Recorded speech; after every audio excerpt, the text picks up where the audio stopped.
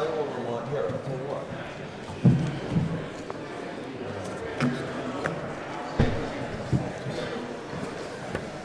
I've done that.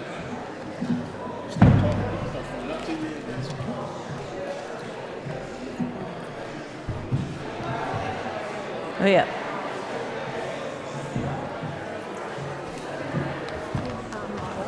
Ask you to mention that there will be refreshments. Yes, I added that at the end. Yep, thank you.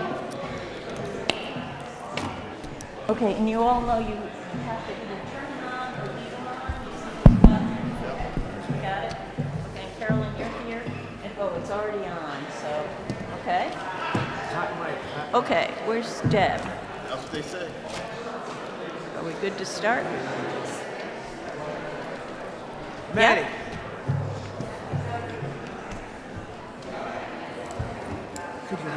Yep.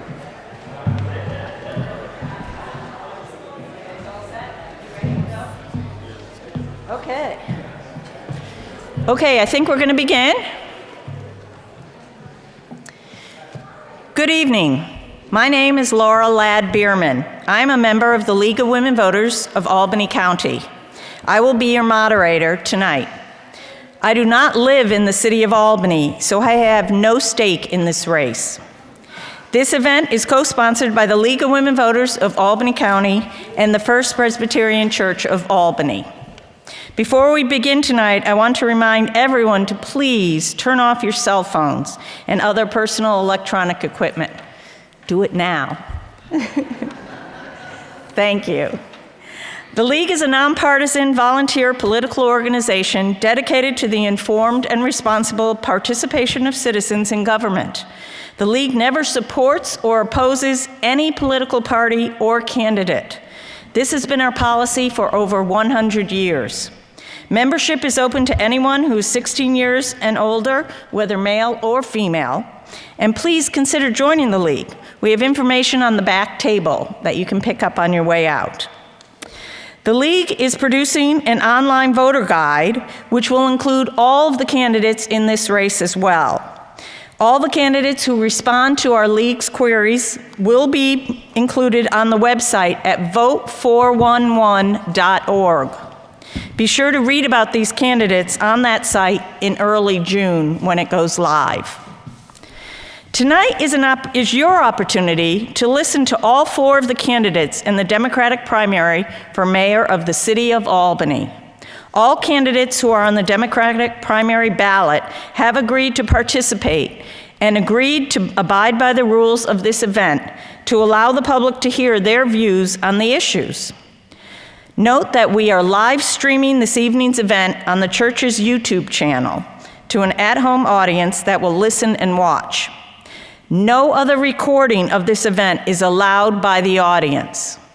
I'm going to say that again. No other recording of this event is allowed by the audience.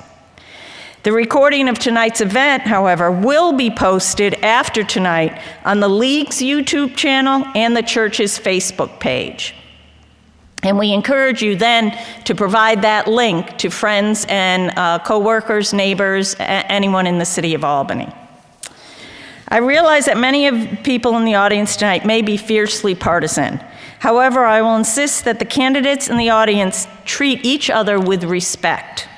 Personal attacks will not be allowed. We ask the audience to listen respectfully to each candidate's answers. In the interest of time, please hold all applause to the end of the event. We ask that there be no cheering, no booing, no reacting to candidates' responses. If this occurs, time may be deducted from that candidate's response time in the next question. Questions have been solicited and reviewed online in advance of tonight. Proposed questions were reviewed and edited if necessary by the League and the church.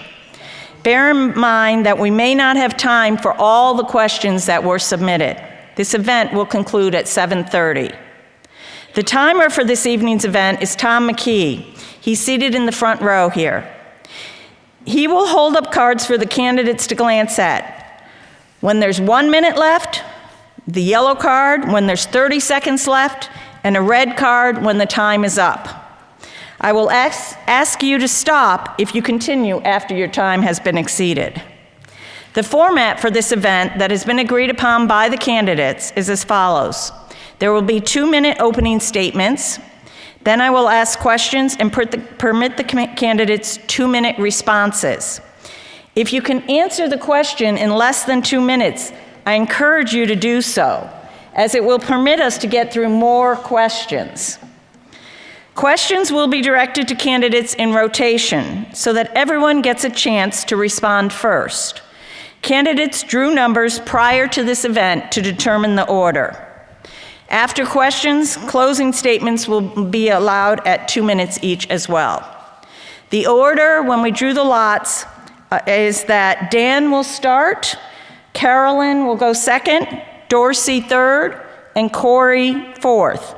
But then, as I said, we'll rotate through each of them, so they each have a time to go first.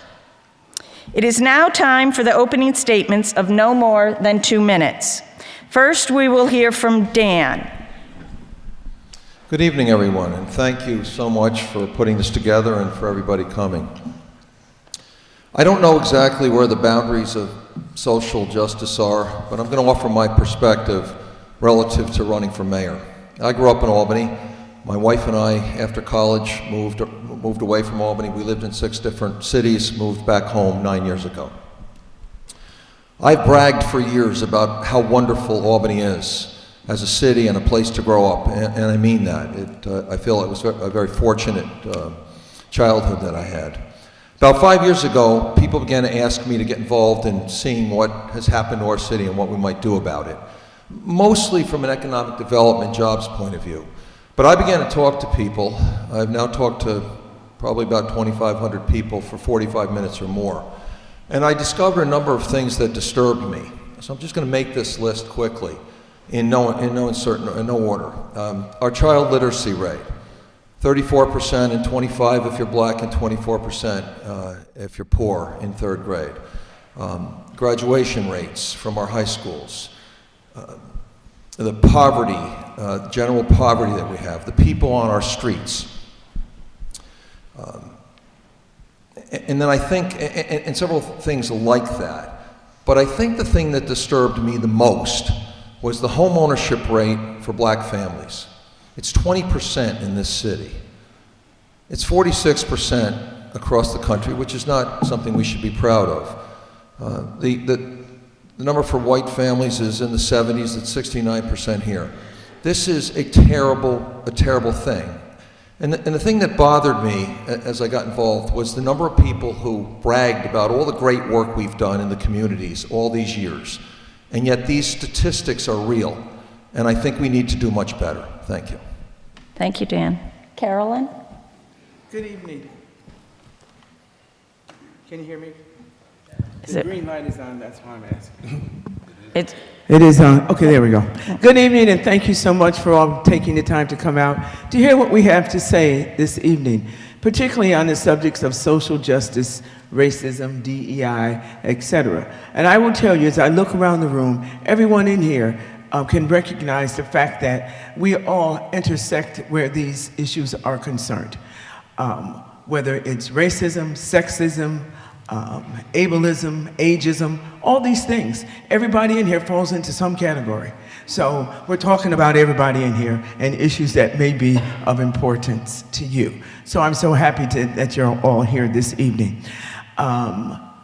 My life has been, my public life in particular, has been dedicated to make sure that these issues are dealt with fairly throughout the community, not just in the city of Albany, but throughout Albany County and wherever I have found myself having the opportunity to live. This is a city that I love, that I've grown up in, and went away, came back, and decided, yeah, I got to do something about these particular issues that we talked about. And Mr. Cerruti just talked about people having been involved, but these issues are the same. And you know why? Because the same people have been in charge. The same people have been making decisions that affect all these issues that were mentioned. And I tell you, it's time to have different voices who can provide different outcomes so that these statistics can change so that you do increase home ownership, that you do increase business ownership, that you do increase economic opportunities throughout the city of Albany. Thank you very much, and I look forward to the rest of the evening. Thank you, Carolyn. Dorsey? Good evening, everyone. Thank you so much for having me. My views on social justice as well as my values were shaped early on, and they're also informed by my lived experience. I was raised by my grandmother, who was a waitress for 50 years. My grandfather cleaned toilets and floors at the National Institutes of Health. My mother was a single mom of 4 and a DC police officer. My family taught my siblings and I the importance of, one, having a strong work ethic, also the importance of integrity, as well as what it means to be of service to others, and that service really laid the foundation for my public service career. I moved here 21 years ago and found home. I moved here to attend the University at Albany, where I earned my master's and doctorate in public health. And the service that I've been able to offer to the city really has shaped how I approach decision-making when it comes to communities impacted by issues such as racism and discrimination. I have a deep appreciation for our city because it's invested so much in me. I fell in love here, bought my first home here, and I'm raising our 2 beautiful girls here. I believe in our city. It's a great city despite our challenges, and I'm committed to our city's future. I look forward to the opportunity to talk more about some of my vision and ideas on how we activate and move our city forward. Thank you. Thank you, Dorsey. Corey? Thank you, and good evening, everyone. And I'm glad we're having this discussion. I'm glad that I'm able to be here to have this discussion. My social justice activism began not in the city of Albany. It began when I lived in New York City, when I went to college at Fordham University. The Amadou Diallo case started my social justice activism, marching across the Brooklyn Bridge when people got arrested down at one police plaza, and being actually an organizer of that event. And what it did for me, I began to realize and recognize the difference between that activism in New York City and what was not happening in my hometown. I began to see the social justice as an economic issue as well, when I began to find out hospital workers were in unions, and my parents, my grandparents, my aunts and uncles all worked in hospitals without a union, and they were all working poor. We grew up poor, 2-family households, living in public housing in America. 2 parents working full-time, living in public housing in the city of Albany. So when we talk about the divide on home ownership, we talk about the divide on opportunity, it is based off of economics and the wages that working men and women are not paid in this area. And so that really affected me and how I would move and the things I would fight for. And the justice around economics, the justice around social justice. But more importantly, it's about humanity. And if we want our neighborhoods to grow, our most challenged neighborhoods to grow and be prosperous, we have to look at social justice around the economics of the working poor. Thank you. Thank you.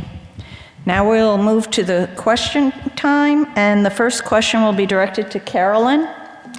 What is your plan to create job opportunities in the city of Albany?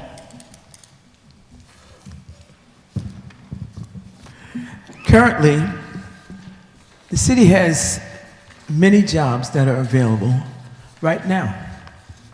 But we also have the opportunity to create more opportunities for individuals that choose to live in the city of Albany by partnering with the different levels of government, partnering with the county, partnering with the state, and even federal government. I don't think we do enough of helping our residents to understand all of the opportunities that sit in front of them. Additionally, the business community is a partner that I think that we have not fully capitalized on. You can't see these entities as all separate and distinct. We're all serving the same people here in the city of Albany, but also throughout the capital region. So I would propose that we have a clearinghouse that encompasses, just as you have a clearinghouse for housing opportunities, we should have a clearinghouse within the city of Albany that lets people know that there are jobs ready and available for you at every level of government, should that be the place that you choose to go. But also in the private sector, they're looking for our residents. They want people who are job ready, and that's part of our task as well, is to make sure people are job ready. So when the opportunities come, we don't have to train you 6 months from now.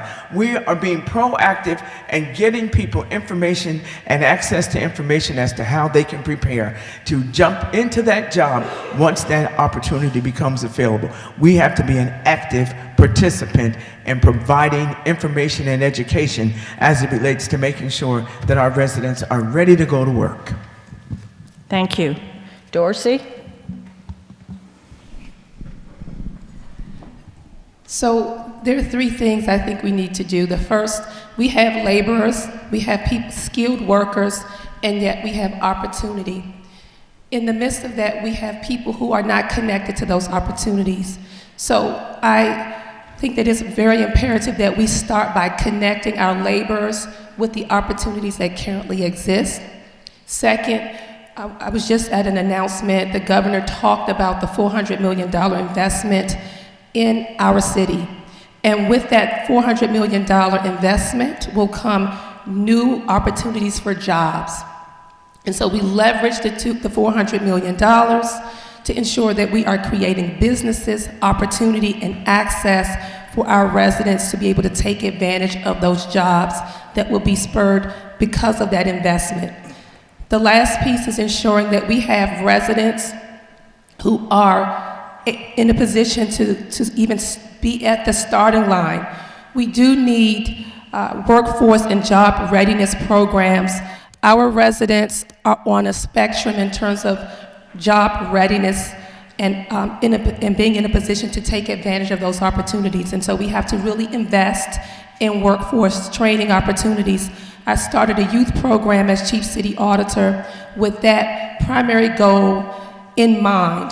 That program connects our young people to various industries, mentors, and it is about college prep, but also career prep. And so more investments in programs that prepare our youth, young adults, and individuals across the spectrum in terms of age to be prepared to take advantage of those jobs. Thank you. Corey? Well, the job opportunities are there. For many years we competed with telling our young people they needed to go to college to get a decent job. They need to go to college. They need to go to college. We took a lot of our vocational programming away from our schools, where those hard skills could be developed. So now we're facing a youth or a system where, when we look at economics, our children are more focused on what the internet is providing, the cool things. So it's really incumbent upon us as a city to show them the opportunities that are there and what those jobs pay. And we have to start when we're young, and younger. We can't wait until they're 18 and graduated from high school. You have to start partnering up with our school system and making sure that our students know there's opportunities through city government, but we also have to create private opportunities as well. We have to get more private businesses in our city. The government cannot be the single stream economy for everyone. And that's how we begin the process of moving forward. But the opportunities are there. But we have to ask ourselves, why aren't they taking advantage of those opportunities? And there's different reasons. A lot of certain communities have felt like they've been shut out. So when we do talk about training and upgrading, they don't believe it. When we do talk about the jobs that traditionally people weren't able to get, especially government, unless they knew somebody, we have to extend that hand and show them that opportunity is real, and we're just not talking about it, but we're being about it. Thank you. Dan? I believe that the number one core problem we have in our city is jobs. As I said, I got involved in this, trying to improve Albany about 5 years ago, to try to generate jobs. I have led efforts in the private sector and in public-private partnerships for hundreds and hundreds and probably thousands of jobs across the country, and certainly hundreds of millions of dollars. So I thought we could do something because we have a lot of places in the city where we have opportunities in Liberty Square and Kenwood Estates and out in the Harriman campus. So what we have to do is we're not short 100 jobs, we're short thousands of jobs. The only way to attack our poverty problem on scale is jobs. There's no other way to do this. You have to bring jobs and create a stronger middle class in this city. So the first thing you have to do is you have to go find people and convince them to invest in our city and stay in our city. As law firms have left downtown Albany 40, 50 jobs at a time. This cannot continue. So the $400 million that the governor and the state is investing is the catalyst to do this. We have to take that money and we have to leverage it into $1 billion of investment in our city, which can be done. I'm in contact with a lot of developers and investors are willing to do this. So we have to attract people who are willing to hire in a wide variety of jobs. These are not high-tech jobs, a wide variety of jobs. We have space on Pearl, space on Broy, space all over the place. And then we have to make sure we have a trained workforce. And then we have to persist. This is not one-time stuff. We have to persist at it for years and years and years. This will ultimately result in the city growing, which is the only way to grow ourselves out of poverty. Thank you. The next question will be directed to Dorsey first. What resources will be directed to improving the infrastructure and repair of roads and sidewalks in the city's neighborhoods?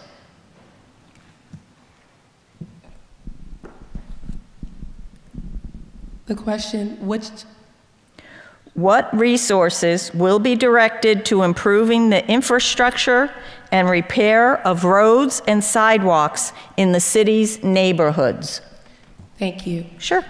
So currently, the city has funding allocated to go towards investments in infrastructure, in particular roads and sidewalks, but it is simply not enough. One of the pieces of legislation that I introduced as a councilwoman was the equity agenda legislation. A quick piece of that legislation is making sure that we invest in an equitable way our resources to ensure that neighborhoods that have historically seen disinvestment have access to funds for road and sidewalk enhancements. And so, one, we have to level set and ensure that we are fixing roads and sidewalks in an equitable way across the city. We have not done that always.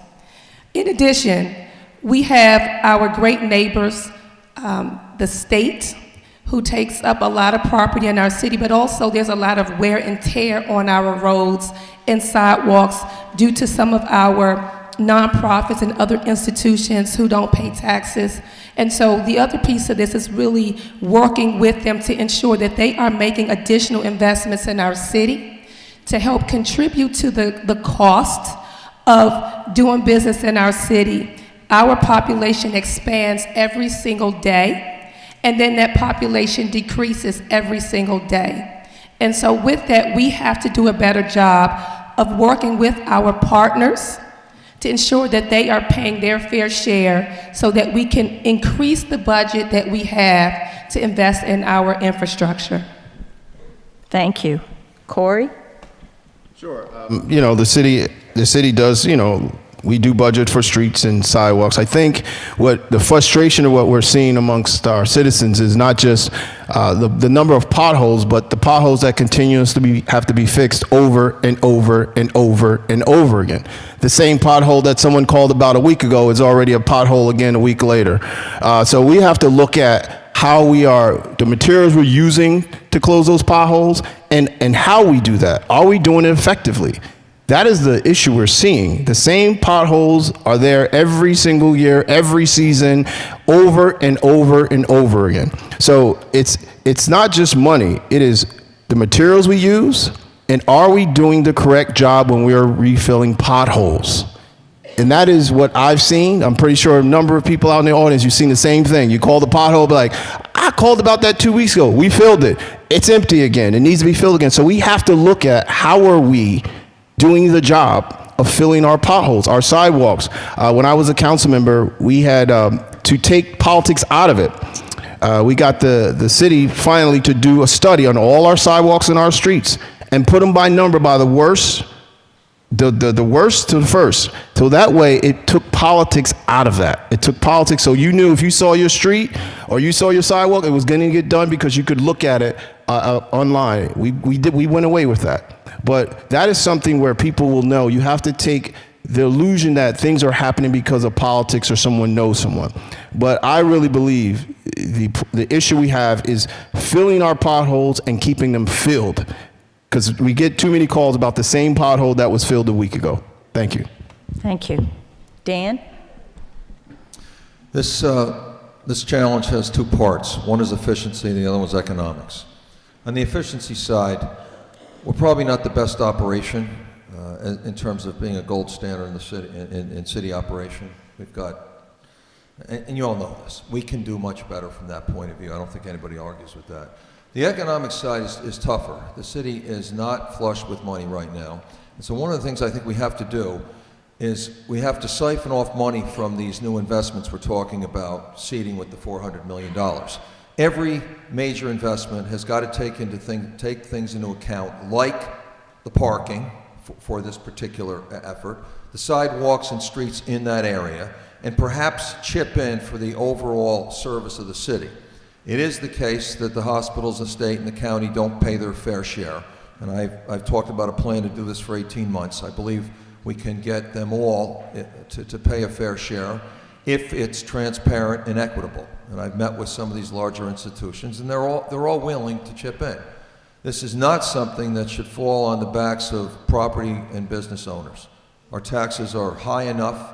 They should go down, not up, although that's not a promise. So this is just one of these infrastructure issues that every city has to deal with, and we have to deal with it comprehensively, not in a piecemeal fashion.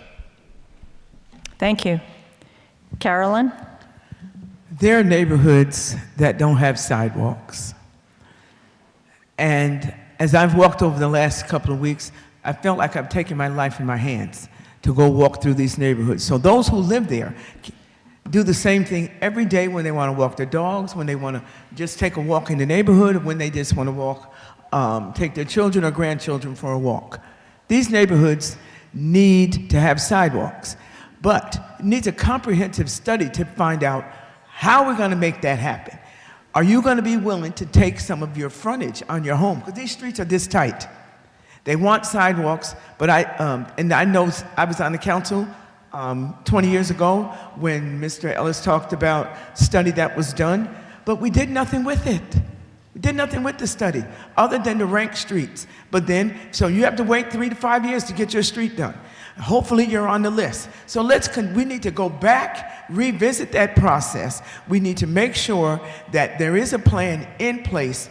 I know when my street is coming up, but also in order for these streets that don't have, these communities that do not have sidewalks now, we need to make sure that there is some kind of study going on now. How would we make it happen? How would we make it happen? Are you willing to give up some frontage on your home?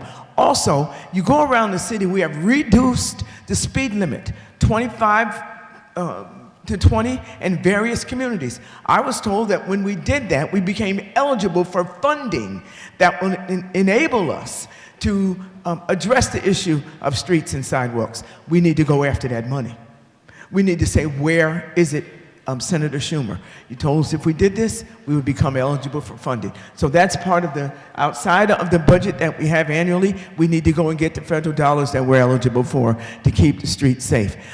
And the potholes, forget about it. I'm telling you, I take pictures every day of holes, and I'm risking losing you too, your tires and et cetera. Thank you. I have to stop, thank you. Thank you. The next question will be directed to Corey first, and it is two questions kind of together, so listen, and if anyone needs me to repeat it, I can. Do you think there is sufficient affordable housing in Albany? And if not, how would you increase the amount of affordable housing in Albany? What is your position regarding rent stabilization and rent control to safeguard affordable housing? Well, we all know the answer to the first question is no, there's not enough affordable housing in the city of Albany. We lost our way, I believe, when we began to just focus on market rate housing. And our most challenging neighborhoods need affordable housing. We were looking at tearing down buildings when we should have been building up buildings. So that's you know, it's across the country, and I'm glad the state has passed some laws that's going to help municipalities when it comes to affordable housing and building affordable housing. And you said rent stabilization was the question. Yes. And rent stabilization, I know this council, even though it's ending pretty soon, I know that's been a discussion that's been coming up lately. How do we make that turn? And a lot of council members who are running and present council members are having that conversation today. The council, you know, they would have to work through that. As mayor, I would definitely look at that. But as I said before, the council will have to act on that. And as a city, we have to really look at making sure we don't price anyone out of this city, and that we do affordable housing in a way where it's equitable and fair, and that can definitely help grow our city. Thanks. Thank you. Dan? We're absolutely short a lot of affordable housing, and we've caused a lot of this trouble ourselves. The council's inclusionary housing action was ill-timed at best. What's happened is that most developers have stopped building multi-unit buildings. The starts are close to zero. So it's had exactly the opposite effect. The principle isn't bad. In Boston, where I used to live, there are places where it's 20%. Over time, when things are growing, we enacted law that was just way wrong, and we have to fix that. We have to repeal it and pull it back. The second part is renters' rights, which are important, especially with absentee bad landlords, have swung too far. So what's happened is it takes, on the average, 6 to 8 months to get a bad tenant out. And you go through this process, and then they may owe $12,000 or $18,000, they end up paying $1,200, and they're out. And what does the landlord do? They raise the bar. They stop taking risks on tenants because you can't get them out. So we have had the exact opposite effect on providing more low-income housing. We've got to reverse that trend big time. We also need more units. That's both a affordable housing and a market rate housing issue. In terms of rent control and stabilization, these are also principles that make sense. And in our city, given the poverty and some of these past challenges, we probably ought to enact some protections for folks because of this history. We have an absentee landlord problem because we don't enforce. We do not enforce because it's hard. But I'm sorry. So this issue needs to be dealt with across the board, and there are several measures, and these are measures we can take. Thank you. Carolyn? Rent stabilization, rent control is a subject whose time has come in the city of Albany. This is something that people have almost said, well, we don't do that here. This is not New York City, we don't do that here. Well, you know what, the time has come, we've got to have the conversation. People are calling for it, and we need to just begin to roll up our sleeves and recognize that Albany has got to deal with this issue. Affordable housing, whether you're 5 or 95, you need affordable housing. Whether you're a single individual, just got your first job out of college, and you got to pay over 40% of your income for rent, you need affordable housing. Whether you're a single family, a young family trying to set down your roots, you need affordable housing. And if you're a senior who's been living in your home 30, 40 years, we cannot tax you out of your house. We cannot do that. So every segment of our community needs affordable housing. We've got to do better. And if you look at the unhoused population, they need affordable housing. I've seen the concepts of tiny houses around the country. We have space for tiny houses right here in the city of Albany. So we've got to talk to some of these property owners who are looking to do things with land that they have. Maybe you can build a 500 square foot property housing unit for individuals that are on the street so they can have their own place. Where you can also increase opportunities. We have to go to our business, our banks, our financial institutions, and talk more about having access to economics to make affordable housing affordability, owning your own home, a possibility for every segment of our community. But it's hard work. It's hard work. I was on the council when we did a vacant building registry. If you didn't have a plan for that vacant building, then you needed to be dealt with and penalized. Thank you. Dorsey? Thank you. So there is a affordable housing crisis across the country, and we have one here in our city, but our city is not unique. And the inclusionary zoning legislation, some say that it contributes to the affordable housing crisis. I would say that there are other factors that have to be considered. As city auditor, one of the things that I'm in the process of launching is a housing audit where we will actually look at the data. We just signed an agreement with a third-party firm, and over the course of the next 6 months, we will be looking at the data so that we can have a good sense of our housing stock and portfolio. At the current moment, we talk about our housing market in a very abstract way, but no one really knows exactly what that portfolio looks like. And so this audit will give us some baseline data to make informed decisions and then be able to come up with a comprehensive plan in terms of how we address our affordable housing crisis. The other piece that I would like to mention in terms of some strategies, there are other municipalities who are doing some innovative things. Our neighbors in Hudson, they have a affordable housing trust fund. They also have some investments from private partners looking at some social affordable housing models, and I think that those models should be looked at here in Albany. On the topic of rent stabilization and rent control, I would not be an advocate for a general stroke piece of legislation that says rent stabilization across the board.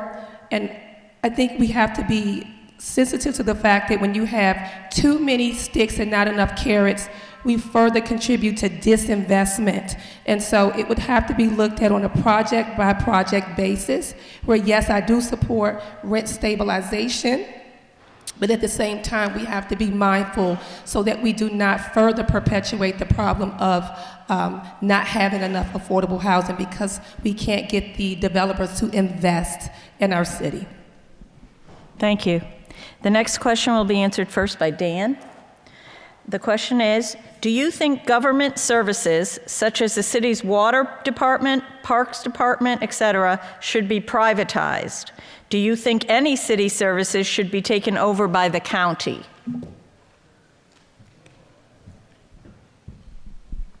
The answer to the second one is no. We're a city, and the needs of a city are different from the needs of a county, and we're only one city in Albany County. Although we're a third of the county, I believe that most of the other cities would not like that. Now, are there possibilities for shared services between cities and counties or between cities? Yes. But that needs to be done very carefully. At the end of the day, we're 100,000 people. We need to govern ourselves. It's not like we got everything running well here. For instance, one of the things that's been discussed or kicked around is a combination of the police, Albany Police Department, and the Sheriff's Department. It's a bad idea. And the reason it's a bad idea is city policing, beat cop policing, and city policing is not the same by a mile than county policing and street policing and sheriffing. So the answer to that's no. Privatization is probably a bad idea. On scale, some of these things have worked across the country, but right now we're not in a position where we have things running well. We know exactly what we need to do. The landfill and the landfill strategy, solid waste management is an example.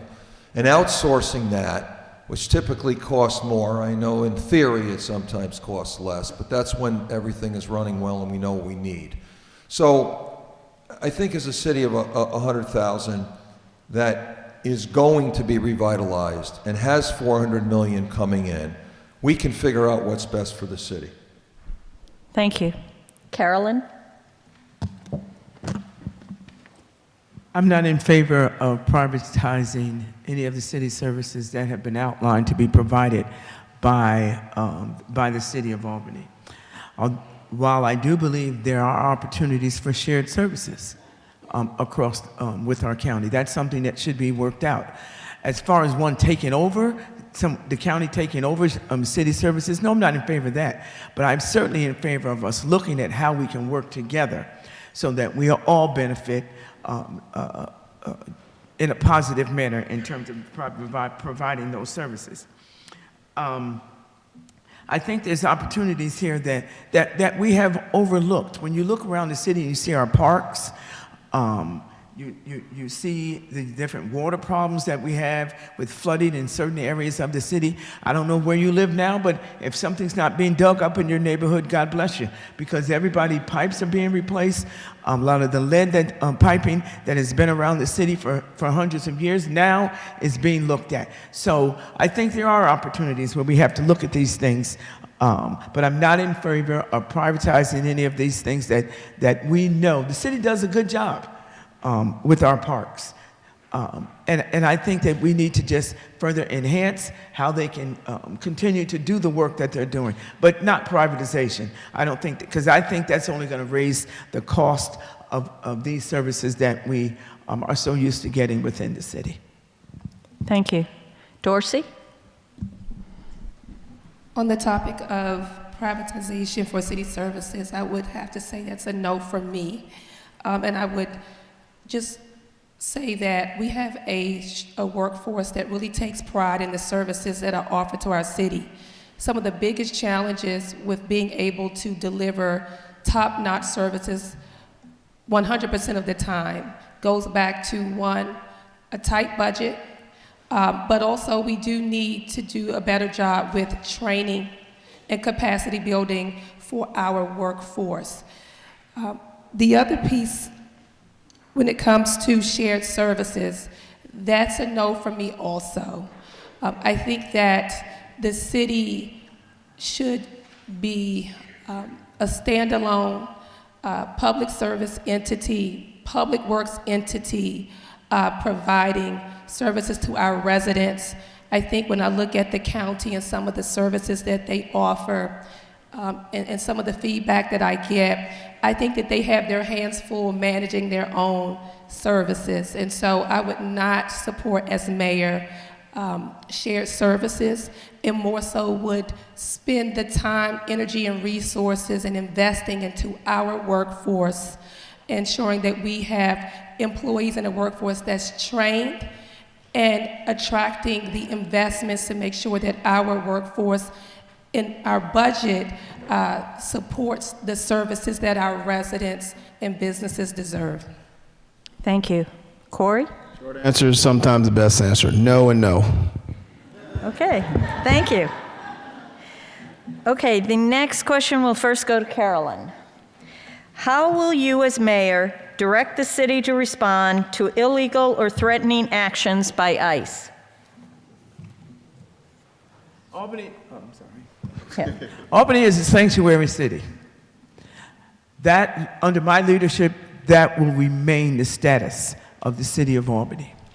We have to make sure that our police department continues to be educated in that fact, so that they are instructed that you are not to assist ICE unless there are court orders that they present that require you to go into places to seek individuals out. I will not stand for children being threatened, families being threatened just by the mere appearance of ICE driving through our community. We have laid down the law already. It is not going to change under my administration. That's the risk we have to take as for taking the stand that we take. If they're coming through here, we have to stand up and be the city of Albany and stick by what we have said we're going to do.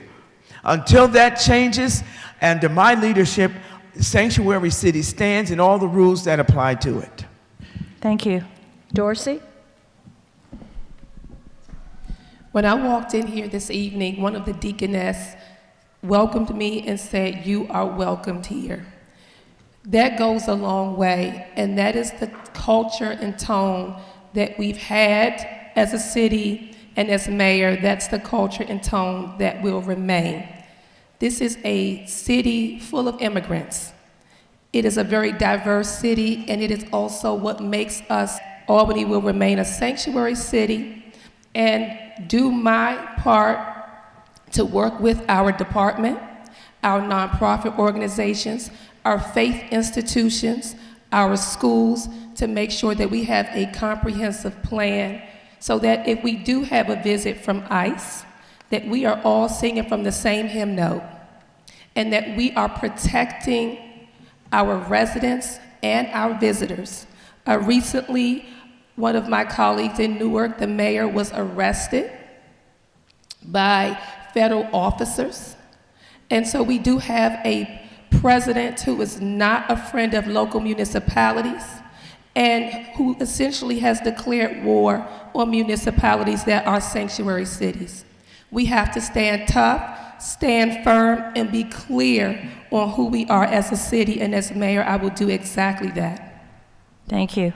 Corey?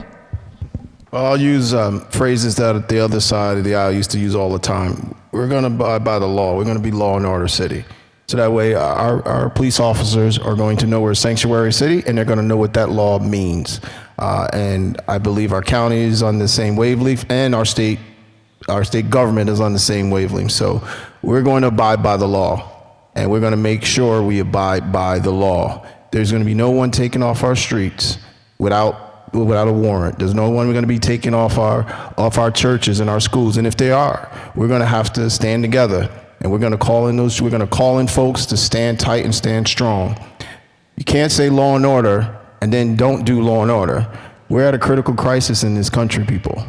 The law is being violated every single day by the other side of the aisle that calls themselves law and order. Every single day. Not some days, every day. They're going against law and order. So we are going to make sure that we make sure every person's right is not violated, and we're going to go by what the law states. And that's where we're going to stand as a sanctuary city. Thank you. Dan? Any person that's in our country or in our city deserves our protection. It's the job of the government, period. If there are folks, namely ICE, violating laws, violating our rights, appearing to violate our rights, the appearance of our rights, we need to fight it. But we need to fight it legally. So the first thing we need to do is work with the state. And we also need to fight in the courts. That's our job. Protect our citizens, and we are a system of laws. And so that means fighting. So this is not just from ICE the day they try to show up. We need to fight now. And I believe the whole country needs to rise up against this police state sort of stuff. And I believe it will. I have a lot of confidence, but we got to do this together. But we got to work with the state, because we are a city in New York State, and they should help us, and they will help us, and they can help us, and they have more resources. Thank you. The next question will be addressed first by Dorsey. In many prosperous cities across the nation, the respective municipal government cultivates a robust partnership with regional institutions of higher education. If elected, in what ways do you plan to collaborate with area colleges and universities to advance your vision for the city of Albany? Dorsey? Thank you for that question. I moved to this city for opportunity, and that opportunity came in the form of an acceptance letter from the University at Albany, coupled with some scholarship funding. So thank you, Albany. So I recognize firsthand the impact that our colleges and universities play when it comes to our city, but also economic development for our city. For some, the first touch that they have with Albany is through our universities and our colleges. And so, as mayor, I would continue to work and partner with our universities. I talked about my youth program. which currently I've run as Chief City Auditor. And each summer, we take our students on college tours. Some of our students live next to a campus and have never stepped foot on a campus. And so we work with the University at Albany, some of our partners in the room, and we spend the day on our college campuses exposing our students to the possibilities and opportunities. And so I see the value in Albany being a college town. And because of the college town nature with all of our institutions, Albany is uniquely positioned to leverage those partnerships and relationships to continue to spur economic development, but also to continue to attract and retain talent and grow our population base and tax base. So I just want to give a plug to you, Albany, but also the other institutions, and I'm committed to continuing the great work with our partners. Thank you. Corey? The University of Albany, Russell Sage, I think they do a good job at really communicating with the city. So we have to continue those relationships and be engaged on the ground level with those relationships. As a young man who grew up in the city of Albany, there was no connection with the University of Albany growing up in the South End. That's changed. It's changed through sports. It's changed through UAlbany branching out and expanding its width throughout the city. And there's more interaction with our community and being invited to the University of Albany. University of Albany is more in our communities now, so that has changed. So we're going to continue those relationships to build and point our young people towards those opportunities. And that is one thing I'm so proud to really have seen the difference. The University of Albany has really reached out and wanted to be a part of our community every single day in every single way. So that relationship will continue.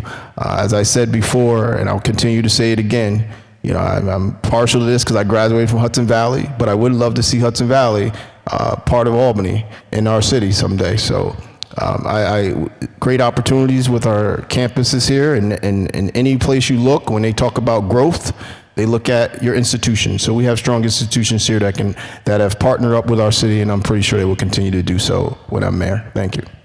Thank you. I just want to make sure you're doing still photography, not video, right? Okay, just checking. Dan, it's yours. Most great cities in this country are associated with universities. Not all, but most. I lived in Austin, Texas. There's 55,000 students. It is a great city, partly because of that. I lived in Boston for 25 years. There's 90 schools in the Boston area.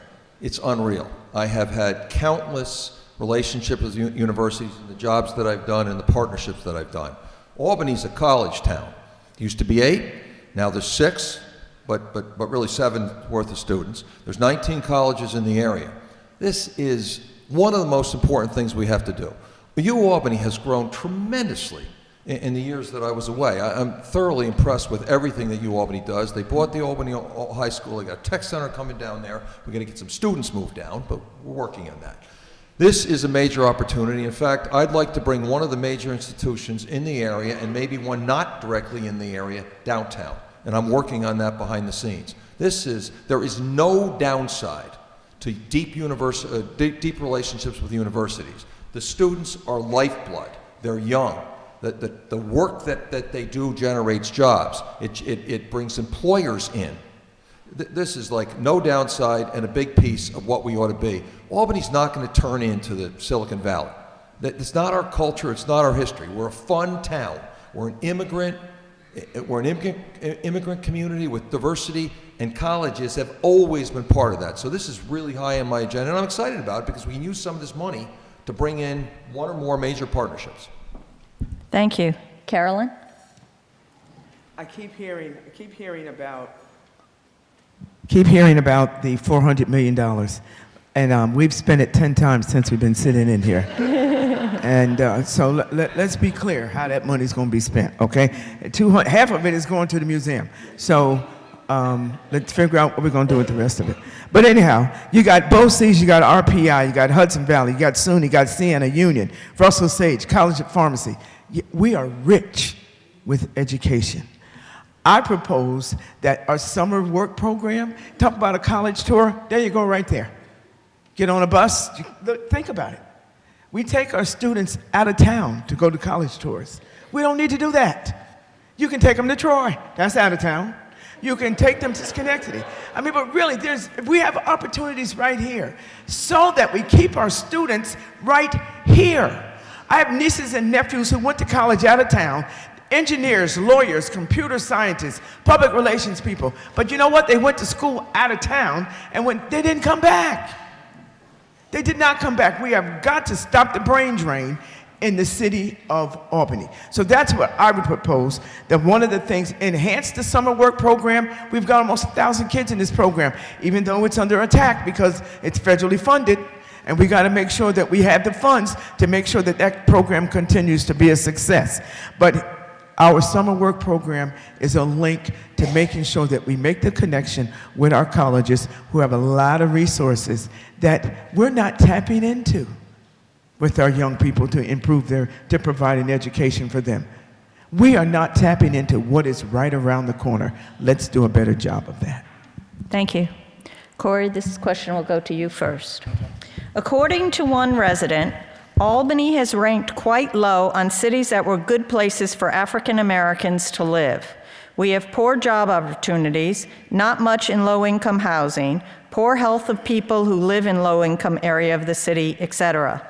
She wanted to know what you might do to improve this situation and help Black people thrive here in Albany. I mean, I don't just look at us as African Americans living in low-income housing. I have a bigger vision than that. That's one reason why I founded the Black Chamber of Commerce, would start that conversation about economics. It's the one reason why I got into organizing, community organizing, and labor organizing, because I knew the fastest way to middle class in this country is being a part of a union. Our largest employers are our hospitals, and they're non-union. And this is personal for me. I have family members who work in those hospitals, and they're working full-time, and they're paid below standard wages. So when we look at it, a mayor, we have to be the advocate for those workers. We have to be the advocate for those workers to tell those hospital workers, you need to be in a union. They need to form a union, and that's how they immediately move up. And that's why we have that working poor. It's a large, and it's mostly in African American communities. So once you do that, and their wages rise, that home ownership number will rise, the crime will go down, and we won't be talking about people of color living in low-income housing.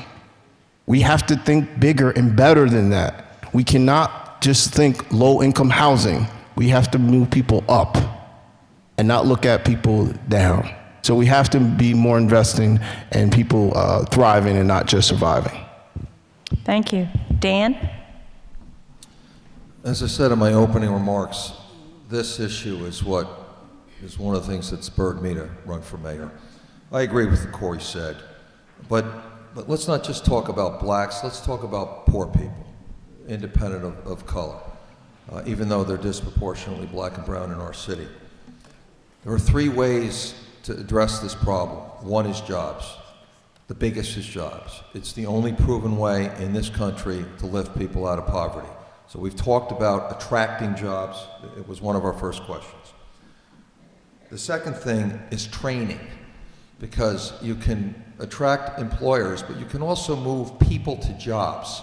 So, for instance, the four of us had a session with the Labor Council on Monday, and I've dug deep on apprenticeship programs. Most of them have apprenticeship programs: bricklayers, laborers, carpenters, folks that I've been endorsed by, and they have a lack of people in Albany. And the reason is they don't work hard enough, they're not coordinated enough coming into the city, but there's also a serious transportation problem. And it's not just moving the people who are in apprenticeship programs out to Guilderland or Colony or wherever these facilities are, because it's very hard to rebuild facilities. So we have to get transportation. CDTA will help us, but coordination will help us. We can't have every trade group operating independently, and they agree with this, and they would like us to try to help. Then we have to have transportation to the jobs. So even though we're going to create a lot of jobs in the city, not everybody will have a job forever in the city. So if they don't have vehicles, we have to help them with public transportation. The last thing is home ownership. Home ownership is the goal in generational wealth. And so this is how we address this problem for anybody in our community who is on the poor side. Thank you. Carolyn? Let's be clear. Communities where you see more people of color that live in poor communities, that was by design. It was by design. Didn't just happen. You have to go back several decades, but you will see, if you grew up in the city of Albany, you know that this did not just happen because people just landed there. If you go down South Pearl Street, Ezra Prentice was built there for a reason. So that's how you see it in proliferation of people of color that live, generations that have lived in that public housing. So African American residents have been concentrated in areas by design. I want you to recognize that. And then there's been a lot of talk about membership into unions. You got to get access to the opportunity. And when we start talking about this based on color, some people get angry. People get angry. So whoever asked this question, obviously, was something of concern to them, because that's how they look around the city, and they do not see opportunity for union membership, which they know is an opportunity for a step up. I come from a union family. My parents had no college education, no high school education, but 5 of their 7 children went to college because they had access to union wages. I sit here today because of that opportunity that was afforded my father. So if we don't do more of that, we will continue to see this. Don't just talk about it, be about it. Provide the opportunity. And if you're going to put somebody in an apprenticeship program, when they finish, please let there be a job waiting for them so that they will have secured that opportunity. Thank you. Dorsey? Thank you. So with a master's and doctorate in public health, I am uniquely trained to address issues of what we're talking about are racial disparities and social determinants of health. And I think it's important to keep the focus on Black communities specifically, because we know that that is where we see the largest gaps in terms of housing disparities, income, job disparities, etc. The university that conducted the study was Brandeis University. They've conducted a study 3 years in a row looking at childhood opportunities across the country. Albany has been included in that study. And Albany has been titled one of the worst places to raise a Black child, specifically. And that's why we have to keep the emphasis on Black children.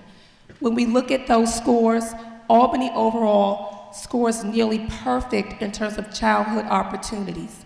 But when we tease out race, that score drops down to single digits for Black children. And so we can't take race off the table. As mayor, I think it's important to focus on public works. We have to do our part. Where people live matters. Streets, sidewalks, code enforcement, housing, how we keep neighborhoods safe. That is all within the purview of the mayor. And those are the things that we really have to knock out the park when it comes to addressing the disparities in our predominantly communities of color. And then work with our partners on issues of housing, home ownership, education, working with our schools, job readiness. But the last point, it's about mindset. We have some Black children 5 generations in, and no one has owned a home or has sustained income or employment. You can't just create a job and think that people will take advantage. It requires mindset, mentoring, and really working to change cultures. Thank you. Thank you.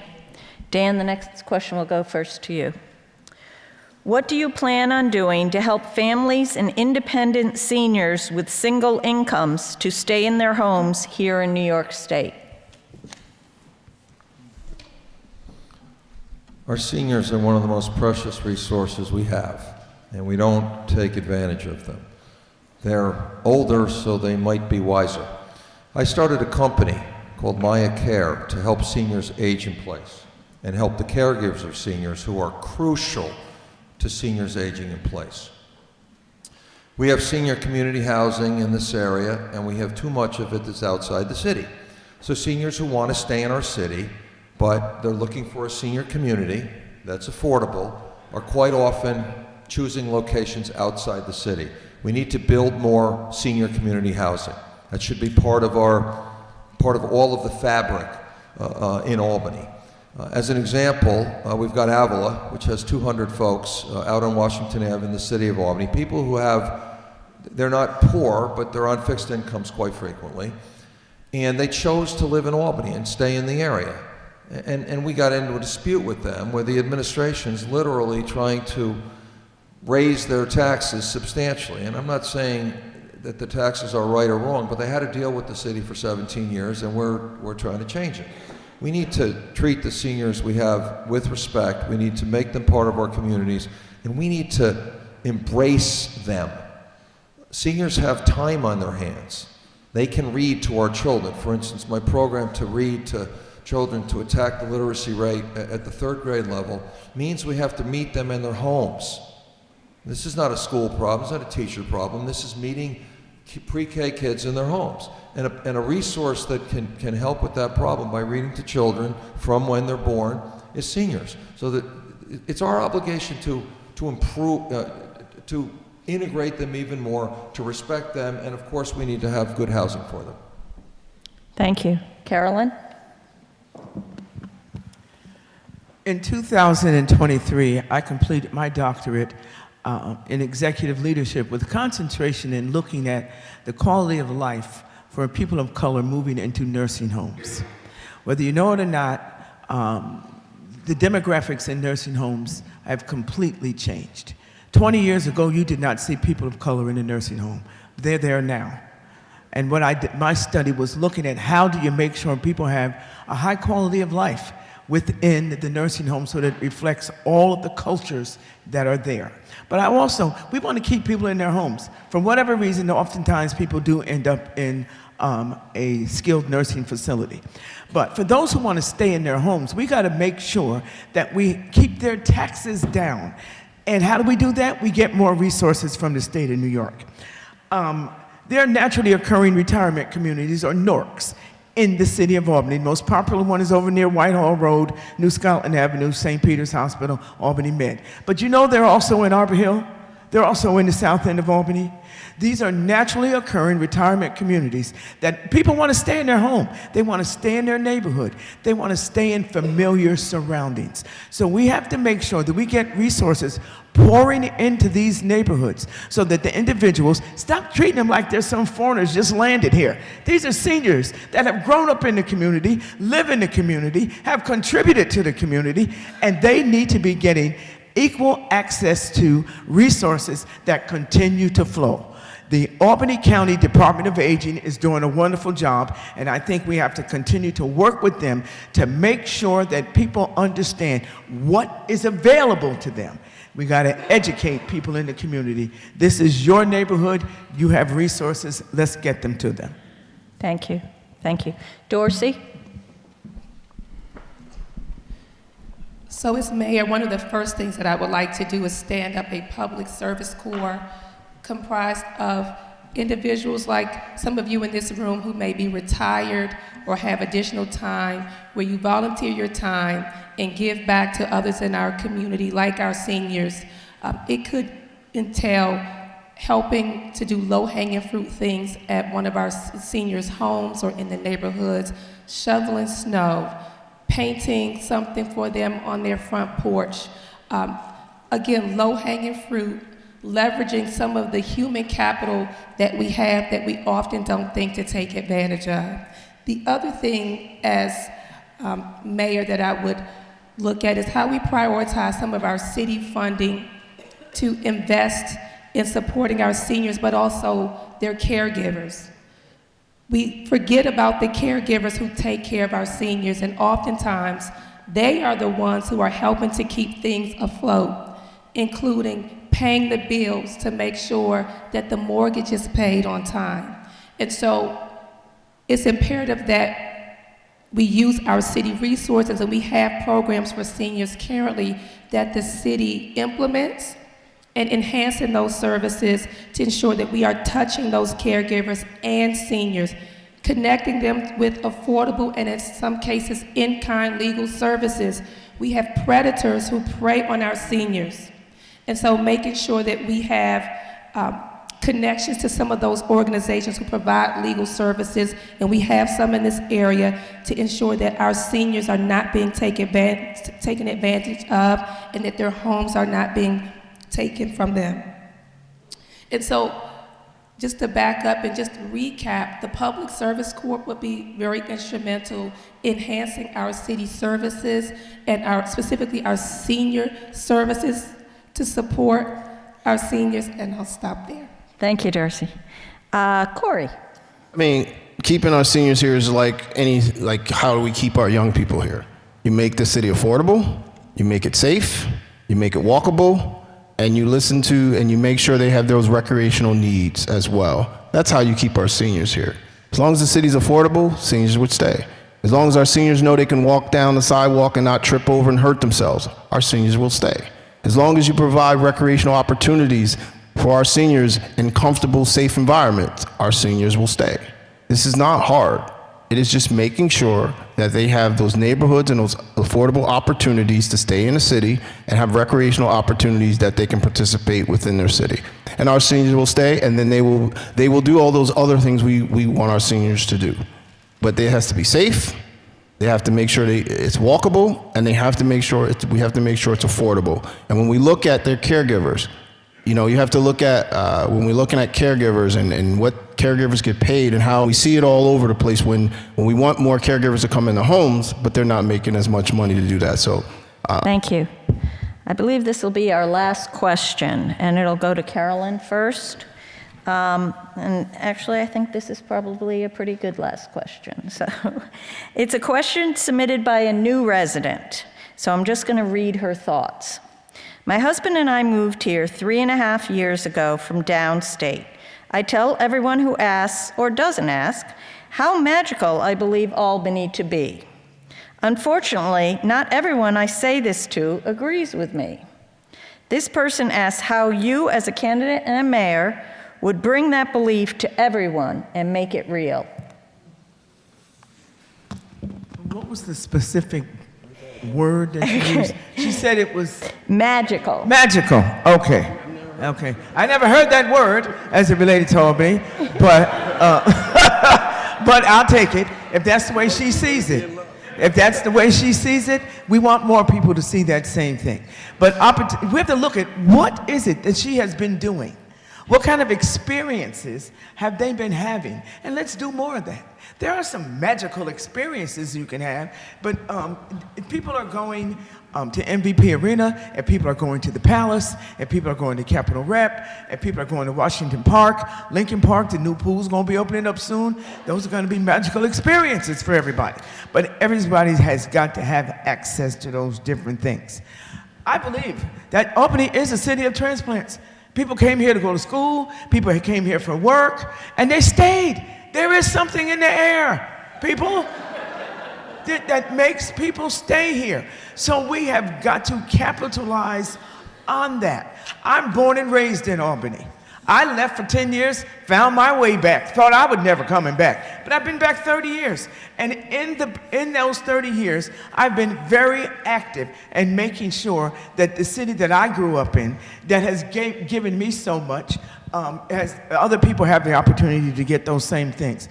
I believe that Albany is a city that is for the sum of us. Those people that grew up here, and those that have decided to call Albany home. The sum of us, S-U-M. So let's do some things, not just some of us, not just S-O-M-E, but the sum of us can have that magical experience that this young lady is talking about. I believe she might be sitting in this room, and I believe some of you have had magical experiences in Albany, and that's why you continue to live here. We got to talk more about that. We got to stop, we got to change the narrative and tell everybody Albany is a magical city. Thank you. Dorsey?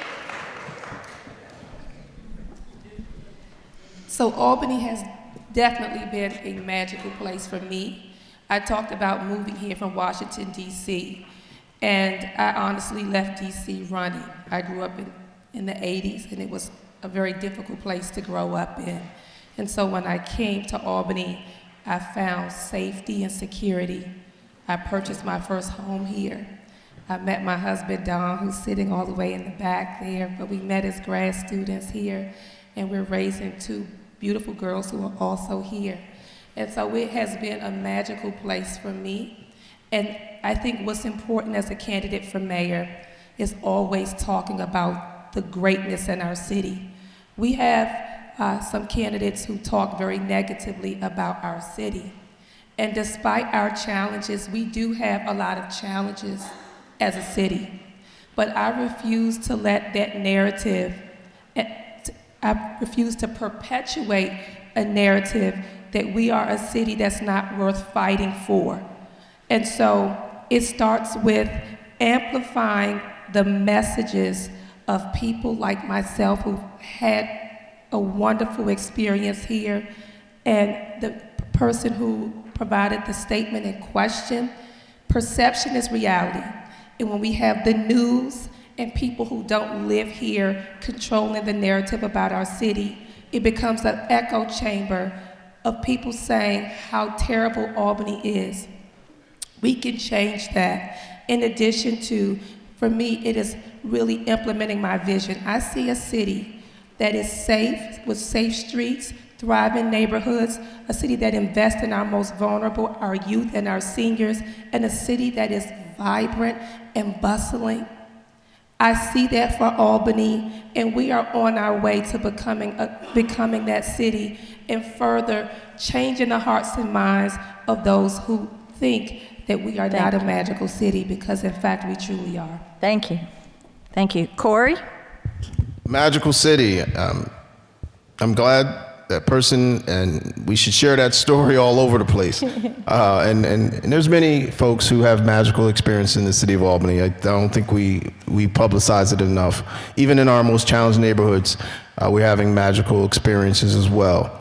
And we need to make sure that everyone feels that experience. I believe the statement does come from, we are a city where we're not looked at as a party city. We're looked at as a family city, family-oriented city. For the most part, we feel the perception is we have a violent city, but for the most part, we can all agree we're a safe city. We can all agree that this city is where you feel like you can raise a family and you can put down your roots. But what we want to make sure is when people do that, those opportunities are there to stay, and those opportunities are there for our young people to come back home and be part of this magical city. When I first heard the word magical, my first thought was, wow, she must have found the love of their life here or something.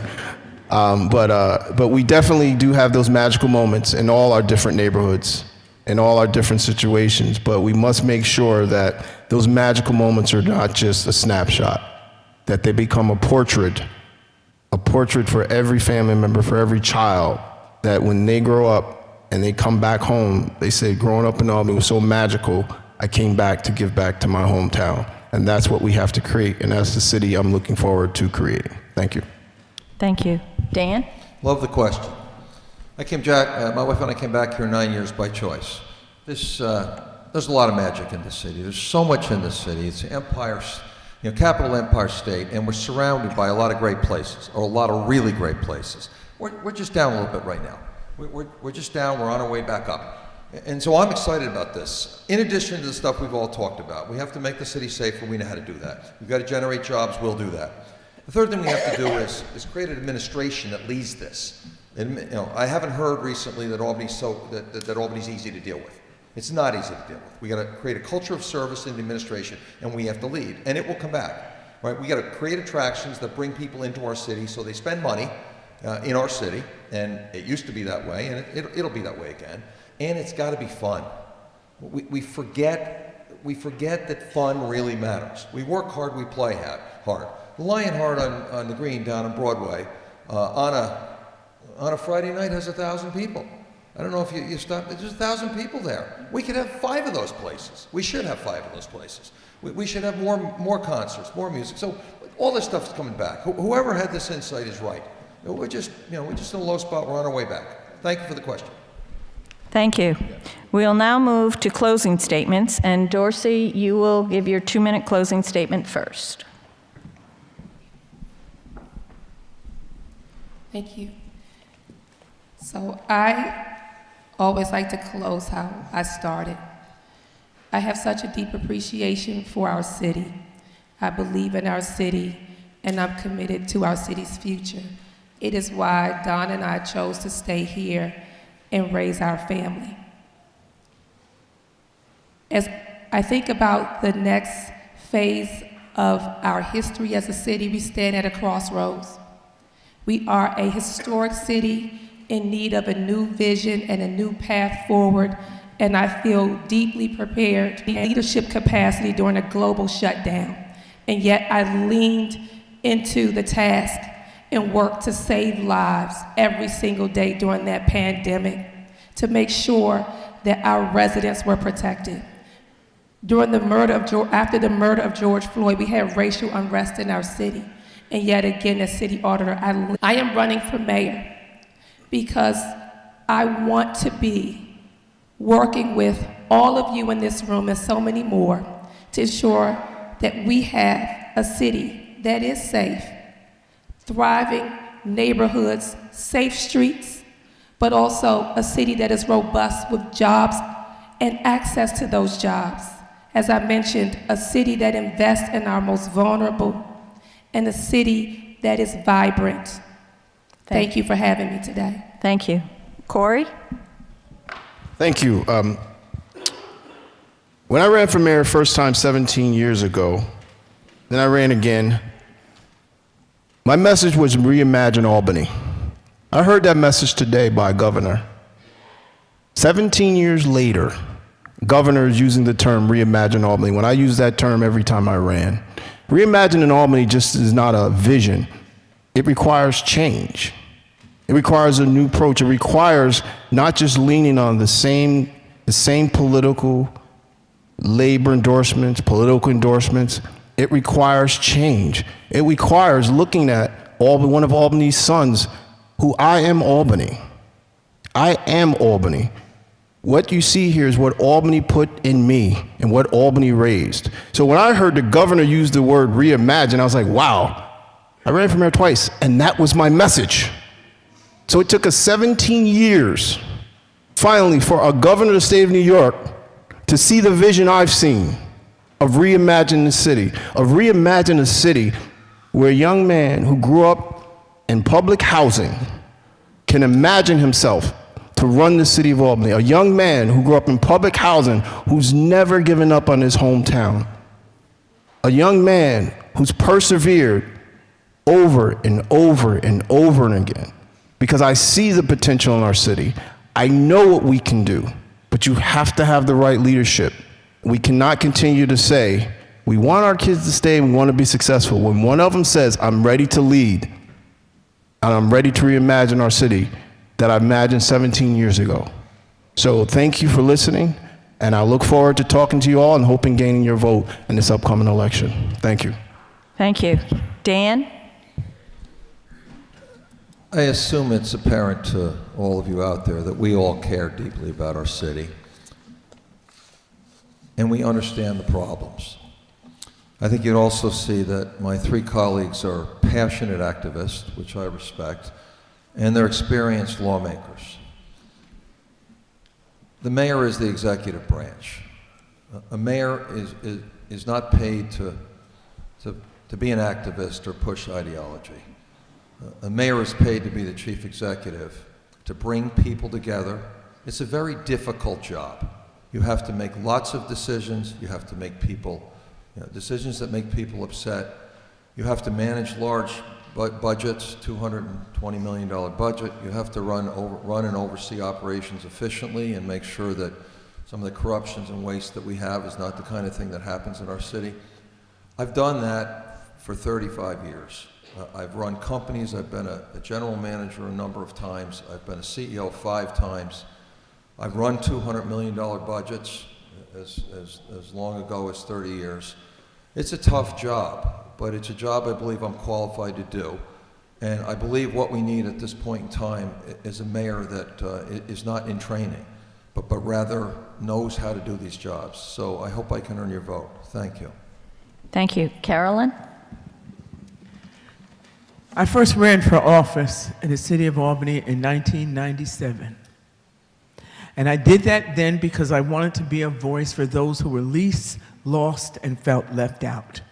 And I have been that voice for over 30 years, as a volunteer, but also as an elected official for almost 28 years. Currently serve as a county legislator where I continue to serve the people of Albany. I served on the Common Council for 20 years where I watched. There's not an issue that has been confronted by the city of Albany that I haven't seen before. I worked for the New York State Division of Budget for 10 years where I learned how to follow the money. It is about the money, how you get it and how you use it, and you don't take no for an answer. I had to work with agencies that would say, I want this much. I had to ask why, and then explain to them why you couldn't get it. But we seem to be having to do that all the time, accepting no.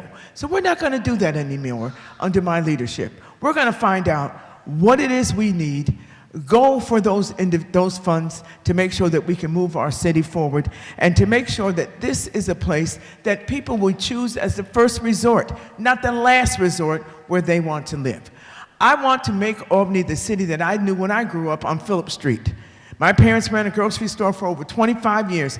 I was one of the first employees. Our family, we were the only employees. But I learned how to work hard. I learned how to say please and thank you to people, to provide a service to people in the community.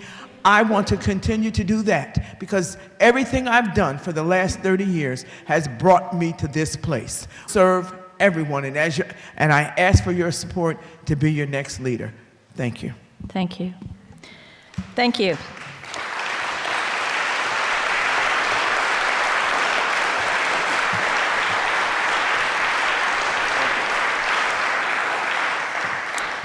I wish to thank you all for demonstrating your civic concern by attending this event.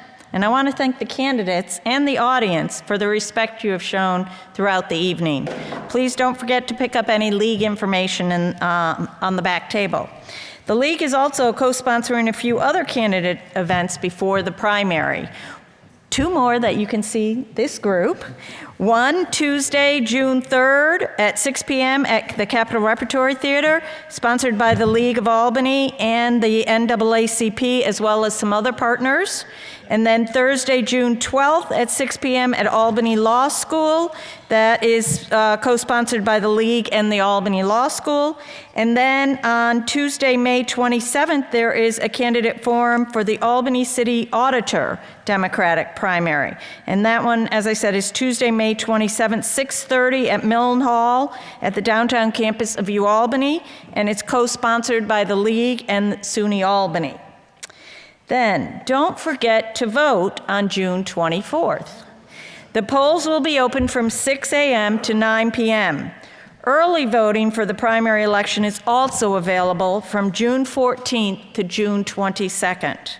And be sure to visit the website vote411.org to read more about these candidates. And I encourage, when you all get the requests asking you to participate in this, make sure you answer them. You'll be receiving that request from Albany County League with questions to be answered, and then the website is advertised and people can read more about you on that website.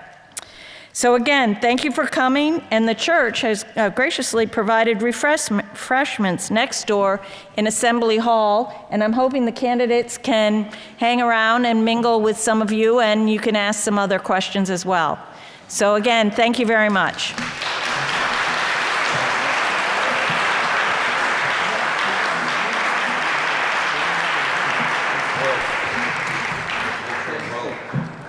Sometime between. Thank you so much. Thank you. Thank you. All did a great job. Thank you. Very easy. Thank you. Thank you very much. Good Good luck questions. to you. Well, those were just submitted. Well run. Thank you, Dorsey. Thank you. Hope you feel better. Thank you. It was slow going in the first 45 minutes.